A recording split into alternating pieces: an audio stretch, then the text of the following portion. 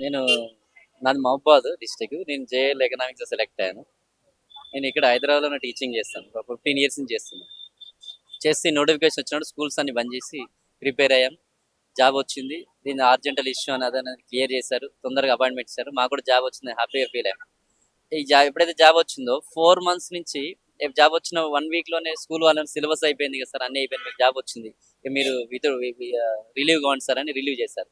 4 months నుంచి ఇప్పుడు మనం కట్టాల్సిన ఫైనాన్షియల్ కట్టాల్సినవి ఉన్నాయి. రెంట్ కట్టుకోవాలి. పిల్లలు స్కూల్‌కు ఫీజులు కట్టుకోవాలి.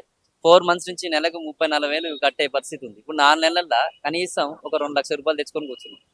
ఇంకా ఎన్ని రోజులు పడుతది? ఇట్లా ఎన్ని ఎన్ని ఎన్ని ఎన్ని నెలలు మేము ఫైనాన్షియల్ ప్రాబ్లమ్ ఫేస్ చేయాలి? ఇప్పుడు నాకు ఇద్దరు పిల్లలు, ఒక బాబు, ఒక పాప. ఒక బాబు 10th అయిపోయింది.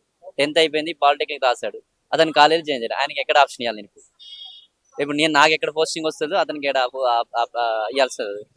జూన్ 20 నుంచి అతనికి కౌన్సెలింగ్ ఉంది. మరి ఆయనకి అక్కడ ఆప్షన్ ఇవ్వాలి. నేను ఎక్కడ తీసుకోవాలి? ఇప్పుడు మా పాపని స్కూల్‌లో ఎక్కడ జాయిన్ చేయాలి? మళ్ళీ ఇప్పుడు ఎన్ని నెలల నుంచి ఫైనాన్షియల్ ఎట్లా చేసుకోవాలి? ఇంకా ఎన్ని ఎన్ని లక్షలు అవ్వదు? ఇప్పటికి 2,00,000 తెచ్చినాం. ఇంకా జాయిన్ అయ్యి మళ్ళీ సాలరీ వచ్చేసరికి ఇంకో 1,00,000, 2,00,000 పడుతుంది. ఇట్లా ఎన్ని రోజులు మేము ఫైనాన్షియల్ ప్రాబ్లమ్ ఫేస్ చేయాలి? మా లైఫ్ ఇప్పటికే సగం అయిపోయింది. తొందరగా పోస్టింగ్ ఇస్తే ఇప్పుడు ఇచ్చిన వానికి మేము హ్యాపీగా ఫీల్ అయ్యాం. గవర్నమెంట్ మా కోసం తెచ్చుకున్నాం కాబట్టి గవర్నమెంట్ రిజల్ట్ ఇచ్చింది, అపాయింట్మెంట్ ఇచ్చింది. ఎంత తొందరగా షెడ్యూల్ ఇచ్చేసి ఏమైనా ఇష్యూస్ ఉంటే క్లియర్ చేసేసి ఆ షెడ్యూల్ ఇచ్చి ఈ 1 వీక్ 10 డేస్‌లో మాకు పోస్టింగ్ ఇస్తే మేము హ్యాపీగా ఫీల్ అవుతాం. ఈ గవర్నమెంట్ మాకు లైఫ్ ఇచ్చింది. ఎప్పుడు ఆల్వేస్ ఈ గవర్నమెంట్ సపోర్ట్‌గా ఉండాలి.